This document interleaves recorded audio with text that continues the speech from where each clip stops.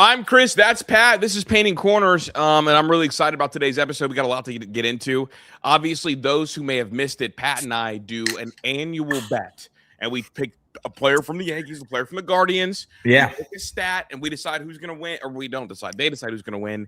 And we actually haven't settled on what the bet actually is. It feels like just bragging rights. Well, I was going to say, I don't even know if we put a wager on it last year. It was kind of just something that we were just tracking throughout the season because we never – also, I don't think we ever decided who won and lost that because – well, I think the one that matters to both of us, and that's the one we focus on this year. I think the one that matters is the ERA one.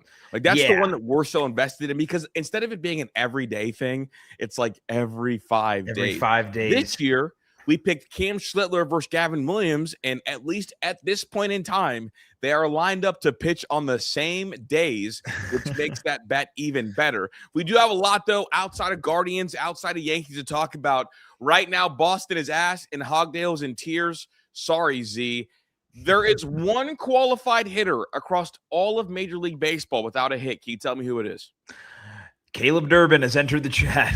Dang, Caleb Durbin, the Alex Bregman replacement. Pat, I listened to some Boston radio, and they didn't want to blame Breslow for the construction of this team. The Red Sox are horrible, and I'm living for it. Also, some Rookie of the Year news that we're going to get into. Sal Stewart and Chase Lauder have been the two hot guys in terms of like rookies. Chase had a little bit of a scare, terrified me. Yeah, we'll talk about that in a second. But dude, we just have a lot that we want to get into, and I'm really excited. There is no intro, but I do want to start with Patrick. Patrick, this West Coast series has been kicking my ass. I woke up at 8:15 the last 2 days. That never happens. Not in this household. Never. But I've been staying up watching the games. The Guardians take 2 out of 3 against the Dodgers, and you guys finish your West Coast trip coming back home from war. Not funny right now. Coming back home from the West Coast, and you're 4-3. How you feeling? Dude. I thought, and to quote your new favorite word, what is it, Pyrrhic? Yes, Pyrrhic. Like, I was afraid that if we were going to come out on top of this West Coast trip, it was going to feel like a Pyrrhic, right? We somehow managed to battle through, and maybe we're depleted roster-wise. But no, honestly, I feel great. It's kind of the opposite. We're coming out up, 4 wins, 3 losses, a winning record after this first 7 games on the West Coast. And I feel like the Tribe hasn't even reached their full potential yet. And that's kind of obviously stated considering we played 2 of the best teams in the sport with also 2 of the best rotations in the sport. And so naturally, the offense hasn't really clicked yet, aside from a few players. I'm excited to get home, get to the, Progressive, face some teams with, that aren't going to be throwing out. I mean, you think about it. We've played 7 games so far. We've probably faced 6, 5, maybe even 6, depending on how you count Roki Sasaki, like top 15 pitchers. Ace level stuff, right? Yeah, I mean, here we go. Like, I think that Seattle has 3 1s on their team. Oh yeah, and arguably potentially 4 once Bryce Miller comes back, right? And we didn't even face Castillo, who's arguably probably better than Hancock, but regardless, Gilbert, Wu, and Kirby, all ace level stuff. Yamamoto and Shohei, all ace level stuff. You can make an argument that when Roki Sasaki is on, he has ace level stuff. Now, to come out of that stretch 4-3, I'm absolutely thrilled. I couldn't have asked for more. And I think you have to feel good with how the 4-3 feels, right? Because here we go. We're going to use that word a lot. And for those who missed Menace this morning, I have an app on my phone that shows me a new word of the day. And yesterday's word was Pyrrhic, and it's been keeping me up at night. And for me in baseball, a Pyrrhic win is you burn your entire bullpen. Everybody's gassed. Everybody's beat up. The injuries plus the bullpen being gassed. But it wasn't that. The Guardians, for the first time in probably 2 years, won a series against one of the top 3 teams in the sport off the backs of just starting pitching. And that's where I know I mentioned some. That's what good teams do, Pat. Yeah, that's not a guard ball pitching performance. That is what good teams do. Yeah. Well, honestly, it takes me back to guard ball at its core from 2016 through 2019, right? Those dynamite teams. Kluber, Bieber, Clevenger, Bauer, Carrasco. Whoever you were throwing out there, you were guaranteed 6 innings, 3 runs or less. Yeah. Now, innings, it's not – pitchers don't go 6 innings anymore. That's rare nowadays. But to hold the starting pitching in this Dodgers series, that's a lineup that's loaded 1 through 9. Let's be real. For them to go, the starters, 17 innings and 1 earned run, I mean, fucking phenomenal. And shout out to Parker Messick, who's the unsung hero in all this.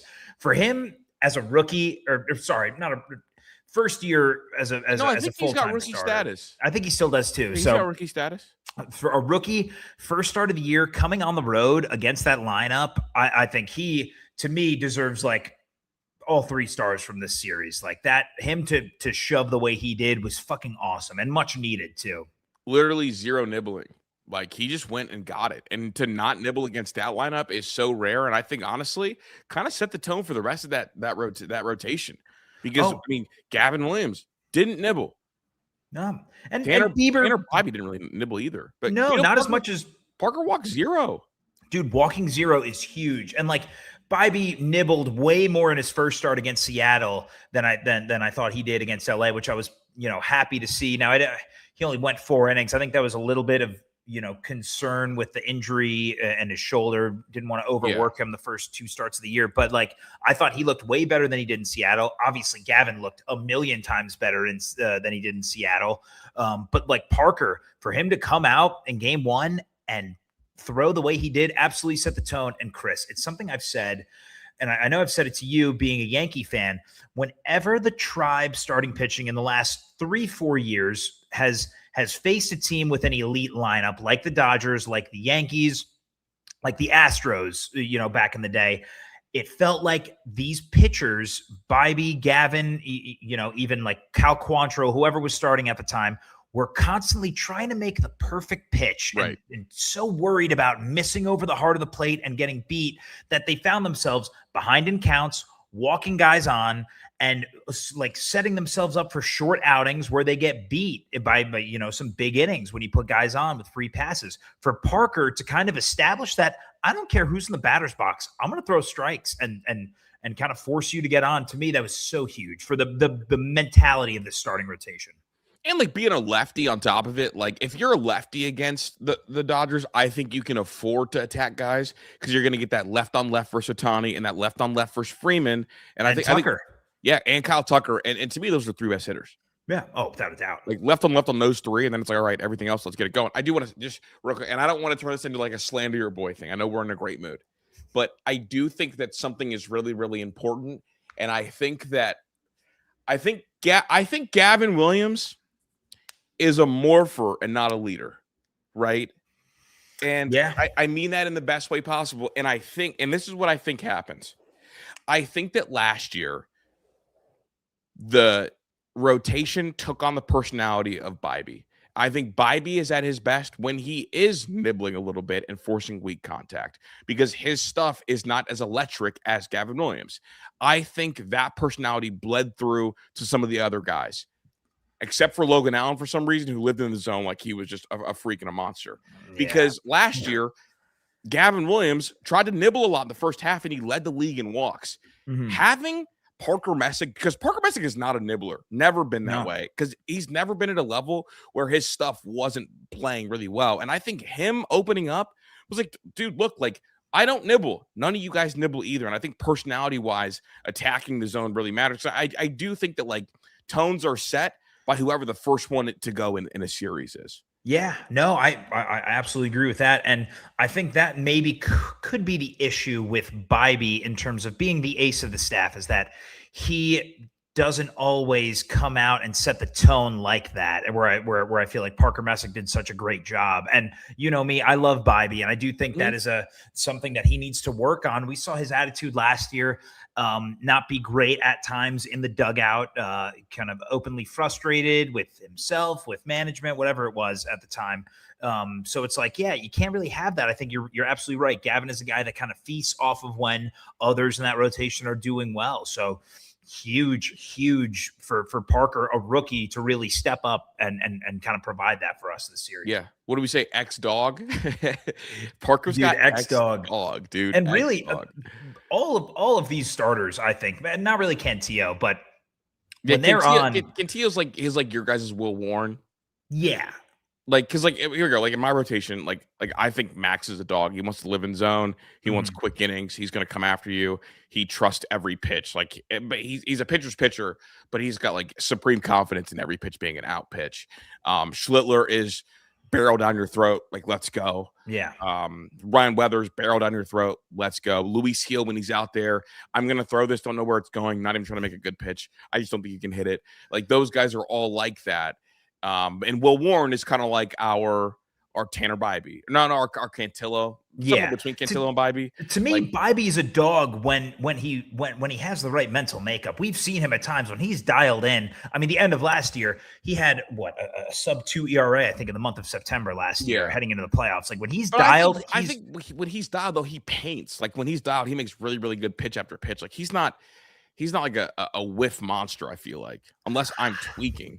I don't know. I think you're being a little harsh on him because I do think that when it's all said and done, I think his stuff is better than we're giving him credit for. I mean, I think it's Will Warren level stuff.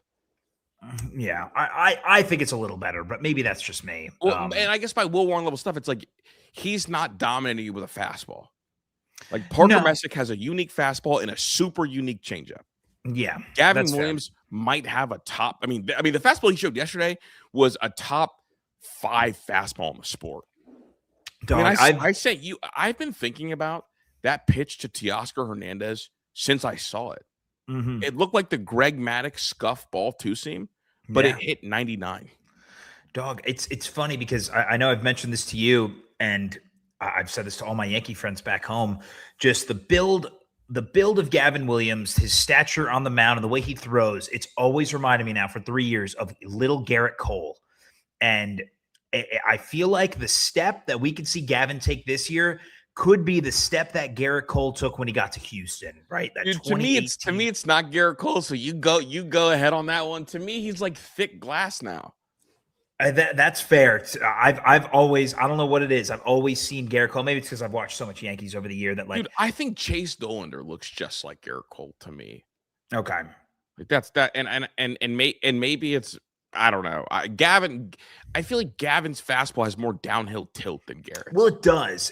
And I think we're seeing that like when Gavin, like last year, 2 years ago, was more 4-seam, let me throw it, I try to throw it by you, kind of like Cole was. Now, I will say this version of Gavin is different than what I envisioned him turning into because he's getting that movement on his sinker.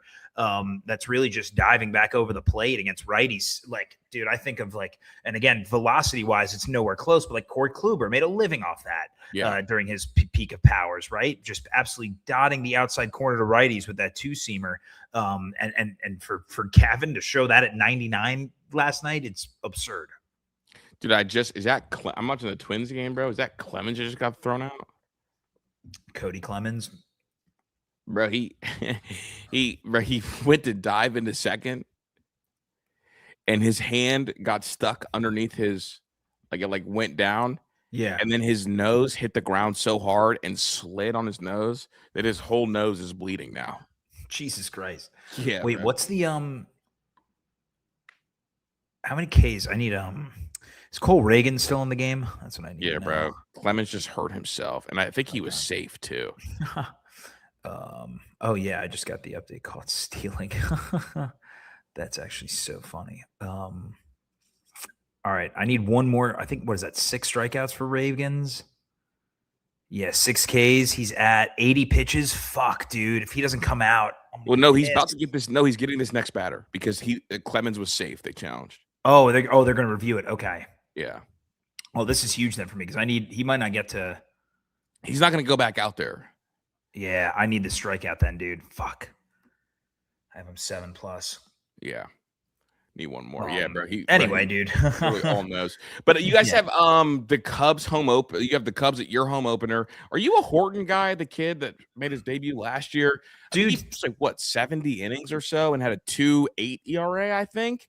Yeah. I mean, he's been phenomenal so far for them. I think he's been really lucky, bro. His metrics have him near 4x ERA a year ago. Yeah. I don't know. But again, how many starts did he make? So it's like a lot of those can be skewed. I like his stuff. I'm eager to see. He's one of those guys that when he came up last year, graded really well in terms of like my strikeout stuff that I look at. And so I'm excited to see what he does moving forward this year. But last year he went 11-4, 2.67 ERA in 22 starts. So actually more of a workload than I realized. I thought it was less than that too. Dude, I'm telling you, if you pull up his Savant, bro, his X stats do not match his actual stats. Like if you look, it's like the top is all red on like the actual numbers, but the X numbers are all blue. Yeah. We'll see. And obviously, like Chicago's a weird place to play in terms of like the wind and how balls carry and all that kind of shit. But Cade Horton, game one. Who's going game one for you guys? We have Cantillo going game one, and then Ciccone game three, Ciccone game two, Messick game three. Okay. Okay. I mean, not bad. I mean, I'm glad that the home crowd's going to get to see Messick. No, I'm excited. I think I'll be there Saturday night. So I'll see Slade go, which I think I saw Slade more than any other starting pitcher last year, which is like, it's fun because it keeps you engaged as a fan, but it's fucking nerve-wracking at the same time. Dude, I went to Slade start against the A's. Yeah, dude, that's the one where we talked about like was that a gem or not? Because he pitched like 8 innings, bro. 8 innings, 6 earned runs, for like 10 strikeouts. Yeah, dude, and like had like 2 earned runs up until the last inning, but his pitch count was so low that they just kept him in there. And then Jonathan Rodriguez misjudged a ball so bad that 3, and then Nick Kurtz hit a grand slam. Like it was absurd. They called Clemens out right there. They did call him out. Fuck. Yeah. I guess do you have any bats that you were impressed with, dude? I love Schneemann, bro. And it's funny because there's a civil war on one of our group chats. I'm a big Schneemann guy. I've been a big Schneemann guy for a while. He's just the perfect utility bat. Yeah, dude. Reminds me of fucking when Tito first came over, like Mike Aviles, like that kind of player that can play anywhere. A good compact swing. He's not going to wow you, offensively, but he does the little things right. And I think honestly, he had the clutch hit on what was that? That was Monday, the first game of the series, the 2 RBI base hit, which almost was a disaster. Like bases loaded, nobody out. DeLauder lines out, and Josie pops out. Like Hoskins to work that walk to get the insurance run, and then Schneemann going the other way, 2-run double was huge. Just a huge series from him. Josie looks like maybe he's finally turning the corner. He's seeing the bait. Here we go. Hosey, Ohtani, Judge is off to a slow start. Kyle Rowley's off to a slow start. Those guys take a little bit longer to see the baseball. Those guys also had an inconsistent spring, except for Hosey. But Hosey's not always a hot starter. Like those guys will be fine. Yeah, dude. Hosey's never really been a hot starter. I think Trevor Bauer posted some content in the offseason talking about his favorite Hosey story. It was like a couple of years ago. Hosey looked up in the middle of April and was like 100. Oh, 100. And kind of laughed and then went on a tear for the next month or so. So it'll come for Hosey. I'm not worried. I mean, pleasant surprises. Arias last night with the solo bomb. Austin Hedges in game one kind of being the unsung hero. Yeah. Or 2 for 4 or whatever, hitting 500 on the year. Yeah, dude, put together some good ABs. Now, listen, that's not going to be consistent. That's not what he is. But I'm okay with him being Messick's battery mate, dude. Dude, listen, Hedges gets a lot of slander for what he is. And listen, I get it. But at the same time, dude, for me, I'm an outsider, bro, so I can slander him. For me, he's invaluable to the team because of how he controls the pitching staff and and just what he represents as a teammate. Like everywhere he's been, he's made the playoffs, and everywhere he's been, pitchers have raved about how he calls games, and managers have. He's going to make a great manager someday. He's going to make a great coach, and honestly, he's being a de facto player coach now. Yeah, and it sucks that we have to waste a roster spot on him. But shit, dude, if he can hit over 200, to me, it's all good. It's when he's batting 100 where, he's an automatic out. Now, again, he's had 1 start this year, so we'll see how it goes. All 3 of these catchers are going to be on the team after the All-Star break. You think it's an all-year thing for them or no? I don't see, unless they're not trading one of them. Unless Bo, if Bo doesn't figure it out and they decide to send him down and just roll with Fry and Hedges, but You're going to keep Fry because of the utility aspect. Hedges, It doesn't matter what he does offensively. His spot is guaranteed. So the only one that's expendable to me is Bo Naylor. And Bo really couldn't afford a slow start this year. Like, this is such like a it year for him. And I don't mean him to be a monster, but you want him to like have more than one hit on the year. Dude, and like first of all, how well he did in the spring and how well he did in the WBC, I'm thinking to myself, all right, not even that. You finished the year strong. The whole month of September, he was raking. WBC continues to rake. Spring training, hitting over 300. I'm like, all right, this is maybe the perfect storm. We're finally putting it all together. Mm-hmm. And it's not. Now again, it's early. We're so early, right? We're so early, and we just faced, like we said, 5 pitchers, maybe 6 with ace level stuff. So I'm not panicking yet. But it's like I think him and Manzardo are the two that I really want to see. All right, we're not facing those aces anymore. Let's start heating up, right? No, I definitely agree. I definitely stand with you. I stand with Patrick on that one.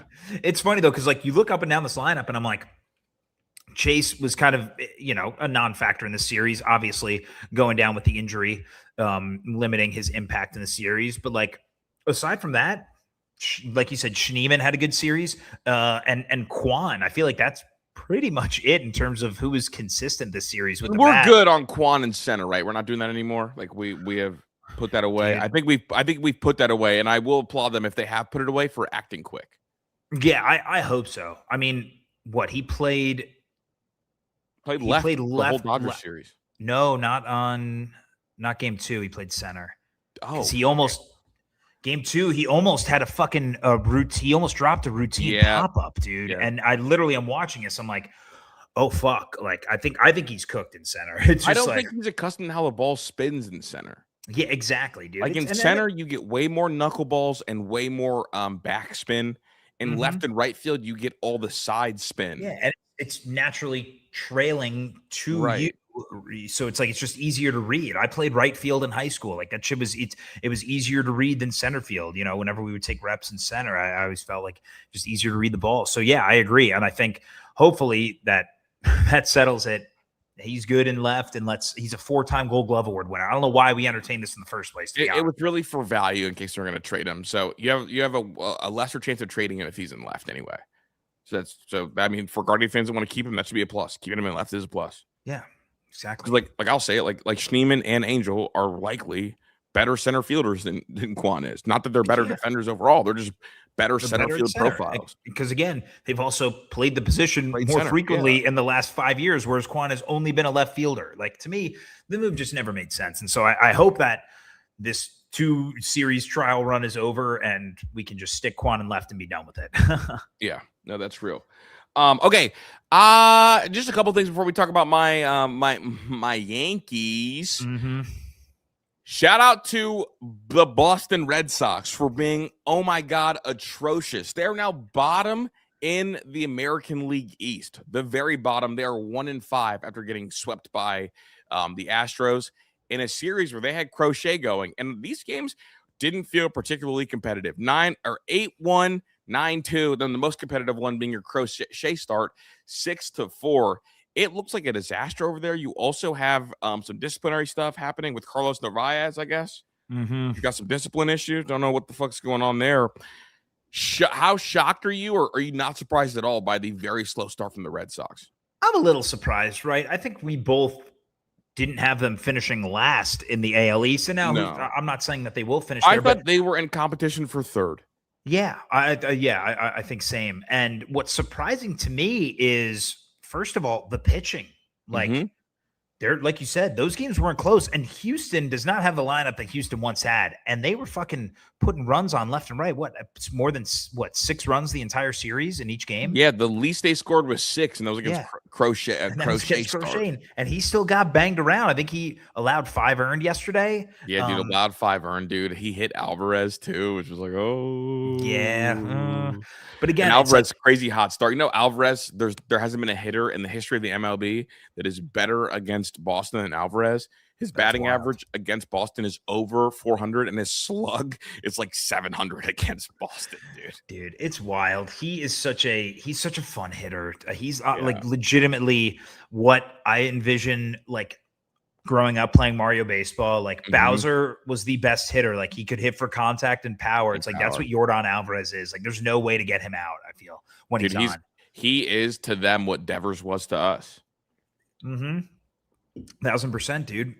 But dude, talking about Boston's lineup, Caleb Durbin, obviously we talked about it, doesn't have a fucking hit yet. But you look at their lineup, Roman Anthony, sub 700 OPS. Yeah, dude, they sat him after the Hunter Brown thing. What did I call it, bro? Him versus Hunter Brown.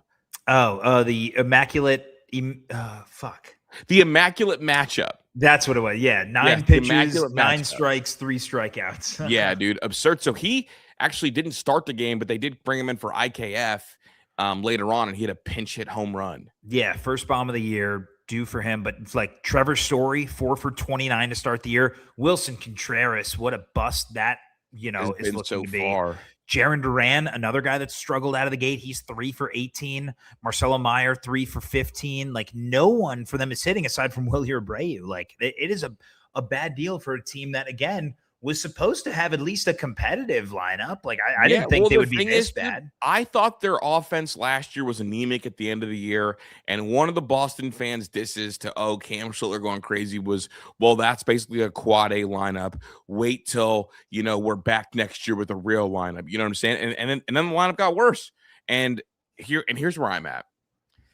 Breslow is potentially entering PR disaster because there is no cost difference, but so Sonny Gray and Ranger Suarez. Do you know how much money they gave Ranger Suarez? How much? 5 for 130. That's gonna age horribly. So those two combined is virtually the same cost as Kyle Harrison and Bregman, who they were uncomfortable going a level to get. Kyle Harrison's first start, you know what he did? Gave up a home run to start the game out there with the Brewers, and then shut the door on everybody. 8 Ks, 1 earned, 5 innings. Just wild, dude. For a young guy too, right? Like this. Yeah, Kyle Harrison's what, 27? Maybe even younger, but remember, he was the centerpiece in the Devers deal. Yeah, no, sorry, 24. You're right. I totally undersold him there. Yeah, 24 years old, dude. The centerpiece in the Devers deal, one of the Giants' top prospects. Like for them to not commit to him and go, like Sonny Gray. You know who they traded him for? Who? That's the Durbin piece. They traded him for Durbin. That's right. Yeah. So it's like you get him as a centerpiece back in the Devers deal. Him and Tibbs. You trade Tibbs to the Dodgers for Dusty May, and then you trade Kyle Harrison to the Brewers for Caleb Durbin. Yeah. This is what you end up with. And then you panic spend for Ranger Suarez. And then you take on Sonny. 2 guys who were like well past their peak of powers. The Suarez contract is for 130 for 5 years. Dawkins, Suarez has never been, I mean, correct me if I'm wrong, but on those Phillies teams, he was consistently like the odd man out, right? In the 4. Dude, I listened to a Boston radio station and they were like, dang, like I think we miscalculated who we're getting, because they said that they would watch the crafty lefty work for the Phillies and they liked him. And the one guy realized that the pitcher that he thought they were getting was Christopher Sanchez, because he didn't really watch that much baseball, but he's like, oh yeah, like this guy's a high strike. We're excited. Whole time it's right. Like we want Christopher Sanchez. We have Christopher Sanchez at home. Yeah. Rangers Suarez. He had a decent year last year, but like he's always just been mid. And again, he was always the 4th option behind Wheeler, Sanchez. Last year, Nola sucked, but like Nola was better than him for the majority of his career. Right. Yeah, it's like and they couldn't wait to get him up out of there to bring Andrew Painter up. And he's 30. He's not even young. Dude. I don't know, dude. That signing makes 0 sense to me. Yeah, Boston choosing to get rid of Bregman and replace that offensive production with IKF and Caleb Durbin is crazy, dude. Two ex-Yankees also that I know Yankee fans are just dying looking at. Dude, and like it's gonna get weird, and they're lucky they're going to avoid complete PR disaster, because next series they've got the Padres, which I think the Padres are better than them. So Yeah. But then the Monday, April 6th, they start their Brewers series. So they're that'll be the one. But they're gonna avoid Kyle Harrison. Okay. Which I don't even know if that's a good thing. Well, that's not a good thing, probably, because Harrison's what? They're 4? They're 5, I think. Because what's their rotation like? Because they obviously Miz, Woodruff, Patrick, and then who's the 4th? I don't know who their 4th is. I'll pull it up here. Their 4th. Okay, so yeah, he's their 4th right now because Quinn Prester is on the Quinn. Okay, yeah, Brandon Sproat is their 5 right now. Okay. So yeah, he's their 4. But again, dude, if Sproat was a really high regarded prospect from the Mets. Yeah, that's right. Because he was part of the Freddie Peralta deal. Mm-hmm. Who dominated yesterday, by the way. I didn't watch his start. What was his line? It was up right now 7 Ks over 5 1/3, 3 hits, 1 earned. Yeah, and the one earned was he had somebody on when he came out, and the reliever got tattooed for a couple. They lost that game. They were getting hit for they went through 0 for 25. Yeah, dude, but you know who cost them that game yesterday? Lindor was bad. 2 huge mental errors that basically cost them the game, right? Yeah, so I covered that game for Empire Sports Media, so I was like in charge of like clipping and like charting everything. And you know what? I don't know if you didn't watch it, but he got picked off. Mm-hmm. You know what happened the very next pitch after he got picked off? Soto bomb. Yeah, very next pitch. That would have been a 2-run home run, and that would have won them the game. Yeah, exactly. I mean, that game went in extras at 1-1. That would have been 2-1. Mm-hmm. And also, he thought that there was 2 outs. Yeah, and bonehead force out at second. Yeah, it doesn't get it. Extends Freddie's outing. Like just a tough deal from the Mets, who feel a lot like Boston right now. Now, I was going to say think that their bats will get going because they have Lindor, Soto, Luis Robert, and Bo Bichette. Now, Bo Bichette's been horrible. But like they have a more professional hitting lineup than Boston does right now. 1,000%. Like you trust their lineup to figure it out before Boston's, who's reliant on a lot of guys that are past their prime or young, right? Like Trevor Story is past his prime, Wilson Contreras past his prime, and then you're relying on Roman Anthony and Marcelo Meyer and Cedane Rafaela to do the damage, and they're just inconsistent. Caleb Durbin too, another just inconsistent young guy. Also, like I don't get it, dude. Like, why wouldn't you just like try to play Marcelo Meyer at third? And get Christian Campbell ready to play second. Well, the problem was Campbell's been so bad that they don't. They didn't need Durbin. Like Durbin doesn't make sense for anything they want to do. Durbin is a Brewer or a Guardian. That's it. Yeah, but I mean, I get it. With you think about how his to me, like in that ballpark in Fenway, his swing should play. And his profile is going to play. He should play, but. Like with the Brewers lineup, he batted at the bottom, and he was going to get force-fed strikes. Yeah, well, and that's the key right there is that his value is at the bottom of the order on a really good team, right? It's not a top of the order guy, which I don't even know. Where's he batting now? He's got to be batting 7th or 8th. He just sucks right now. Yeah, it's been too bad. So yeah, no, I agree. Like that's a guy. It's a luxury piece, right? To have that guy at the bottom of your order. So. Honestly, and the fact that the Brewers were so quick to move on from him means that they just carried on the Cashman PR spin. Yeah, dude. I mean, listen, like after the rookie year he had, like why would you be so quick to move on from him? Oh my God, Z, say you swear, Caleb Durbin is hitting 5th in the year of our Lord 2020. That's what I'm saying. There's the problem. He's not a number 5 hitter. That is gross, dude. That is horrible. I feel like our guy Ben's in the chat. We got to talk Rangers real quick. They took 2 of 3 from the Orioles, which I was happy for. Yeah, I mean, I was kind of shocked by that. I thought the Orioles, the Orioles have the bats to win those series, right? Like they have that. But Brandon Nimmo has been phenomenal. Yeah, just so you know that. I mean. He was a candidate, kind of like Luis Robert is to the Mets, like a guy that just feel like you needed a new change of scenery. Yeah, left a lot of meat on the bone. It felt like every year, like you felt like you could get more from him, and it was like only a matter of time. He's hitting 360 for them, dude. Andrew McCutcheon's hitting 455 for them right now. Dude, it's actually absurd what he's doing. It's the unction. Dude, Jake Berger's been on a fucking tear for them too. Yeah, dude, their lineup. See, this is where I'm mad that whatever. There's so much season left, but I think I took Seattle to win this division. And I can't remember if I took Texas second or third, but like their offense was so bad last year. But on paper, you're like, this is a prime candidate for a team to bounce back offensively. And I know it's early, but like Corey Seager is back to where he was. Jake Berger, hot start. You talked about McCutcheon, Nimmo, both raking right now. Fucking Ezekiel Duran is doing real well. Fucking Evan Carter. I like their pitching too. Evaldi's had a couple of tough starts, but I put him in like Logan Gilbert, same category. Those guys will figure it out. They're two pros. But the only thing is with Evaldi, he's getting up there now.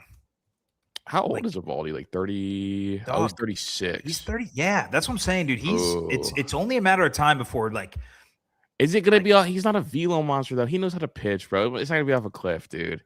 I don't like thinking about 36 is old because like my Garrett Cole, my sweet, he's getting up there. So I like trying to. Yeah, but Cole's got more velo than Evaldi. That's just. Oh yeah, way more. How old's DeGrom at these? DeGrom's 37. Yeah, I was gonna say he's got to be older than that. So that's where I'm not as high on their rotation. It's gonna come down to Jack Leiter. Now he looked great his first start. He did. What, 8 Ks over 6 innings? I hope he can keep it up because that's a guy that I think really will kind of determine how well this rotation is going to be. Mackenzie Gore looked decent too in his first start. I like him a lot. I think those two guys are going to be crucial to their rotation. With Evaldi and DeGrom, it's health, and with Evaldi, it's age. I don't know if they're going to be consistent enough for a full season. Yeah, it's unfortunate that Kumar Rocker never figured it out for them. And then last thing I want to hit before we talk Yankees, we got to talk Reds. Unless you want to give the Nationals a quick mention, because they start off the year hot, but taking the series over the Cubs.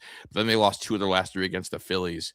Yeah, dude, did you watch that Phillies game yesterday? Yeah, bro, they choked, dude. Completely choked it at the end. Melted down, bro. And that's, again, I will say this. Their bats have been way more impressive, than I gave them credit for early on. Now again, it's so early, but before the season, I didn't think this lineup would play. The lineup looks really solid right now with some unsung heroes, right? Joey Wiemer has looked really good, hitting .588 through his first 5 games. Other guys like James Wood, honestly, he's gotten off to a slow start. CJ Abrams had a big home run yesterday. Their lineup, I think, can play. I think they're probably playing a little over. They're playing above their talent. The thing is like you don't want to lose those last 2 against the Phillies because you know who they got next. Who do they have next? They have the Dodgers next, and the Dodgers are not going to keep this cold streak going. Right? Dodgers are pissed off. Yeah, they're going to want to hit. So it's like if you're watching, like you don't like. Congratulations, the Nationals are just walking into blood infested waters. And then the last thing I do want to hit before we talk Yankees real quick is the Reds, who are at the Rangers. Shout out Ben.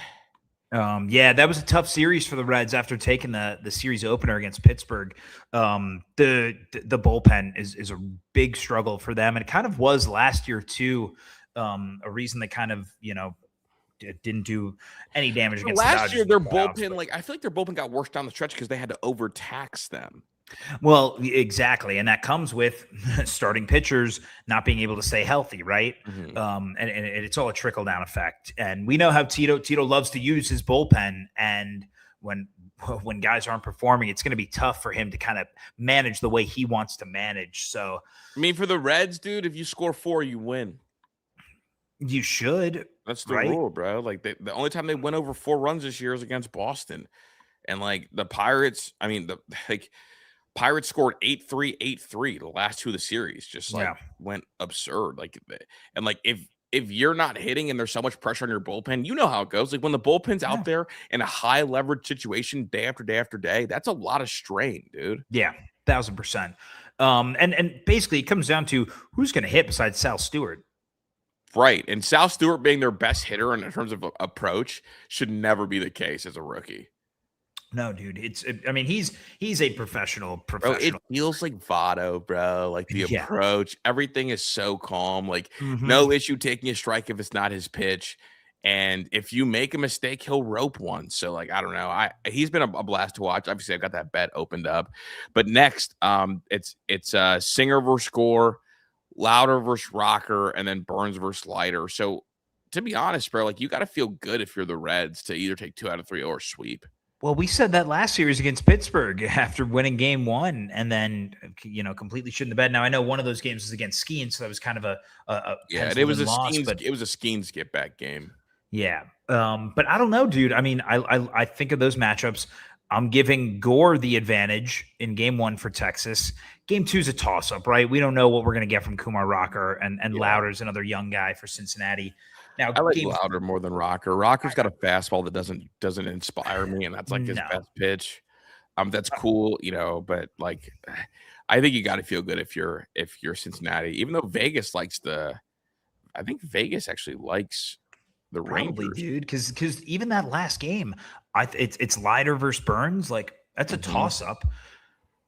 So I don't know. To me, that's it'll be a good series, but I don't know. I'm not impressed with Cincy's arms right now, and so and again, their bats are it's really a one-man wrecking crew with South Stewart. Ellie's leaned into a couple, but and you need Eugenio to get hot too. He's got 2 home runs, but still hitting 217. That's actually kind of what he is. I was going to say, but that's what he is, and that's kind of what Ellie is too. People keep waiting for Ellie to explode into this hitter, and me included. I keep thinking he's going to take this level up. Now you look at the two of them, Ellie and Eugenio Suarez, 4 walks, 20 strikeouts on the season. Sal Stewart, 7 walks, 3 strikeouts. Like that's like professional approach, dude, and that's what this lineup's missing. He's just a pro, dude. I'm a big fan. All right, dude. My Yankees, we took care of business. Took 2 out of 3 against Seattle. The bats woke up a little bit, but who I really want to talk about is like our top 2, man. Like Max Fried, Cam Schlittler. I mean, the same way that I think Gavin Williams is becoming must-watch television. Like Cam Schlittler feels like the man. Now they're still trying to ramp him up, and so they're not letting him kind of fully extend. Dog, he could have went 9 innings yesterday. Bro, like I'm being all for real. Put him after 70 pitches, just like dominating, and that is another start with no walks. And command has been dynamite for him so far to start the year. 7 Ks after 7 Ks last night. He had 8 in the first start. So again, just attacking hitters with strikes in the zone. He's 73% strike percentage yesterday. And that's way like last year he was about like 60. So like over 13% of an uptick. And he's throwing 3 different fastballs or 4 different fastballs. Actually, they're all ridiculous. So, I mean, I think you're looking at like I think honestly, Gavin Williams and him being Cy Young candidates wouldn't surprise me at all. I think Cam Schlittler is better right now. And part of that's a little bit of bias and kind of what we've seen so far. But and our ERA bet, dude, my guy has yet to give up a run. Yeah, no, you're off to a great start. It's funny because like both these guys are nowhere in the top, or Schlittler is the 10th best odds right now to win Cy Young, plus 2,200. Like to me, that's a crazy steal. Gavin's 5 spots or 6 spots behind him, plus 4,000. Like both those guys with crazy odds right now. Did you place a Gavin Williams Cy Young bet? I didn't, but I'm going to now, dude. Plus 4,000. I bet Cam. I got Cam on a Cy Young. What were the odds on him? I'll pull it up right now. But I took one of the winnings from my early parlays. Oh, that's smart, dude. I should do the same thing because I hit. I hit like 2 crazy parlays yesterday. Whenever I'm up on a day, bro, I always just put, and I've been up every day. I just put a little bit of money on a Cy Young. I have $20 at 5,500. Nice. So yeah. 20 wins me 1.1. Yeah. That's fucking sick, dude. I think I'm going to throw 20 wins. Yeah. 20 win me 800 on Gavin. Yeah, dude. And really, I think it's going to, for Cam, it's going to be about like, can you get the inning count there? Yeah. Cause I mean, again, he hasn't even been fully ramped up yet, and he still went 6 innings yesterday. Yeah, so if he keeps it up, he's going to the innings are going to be there, no problem.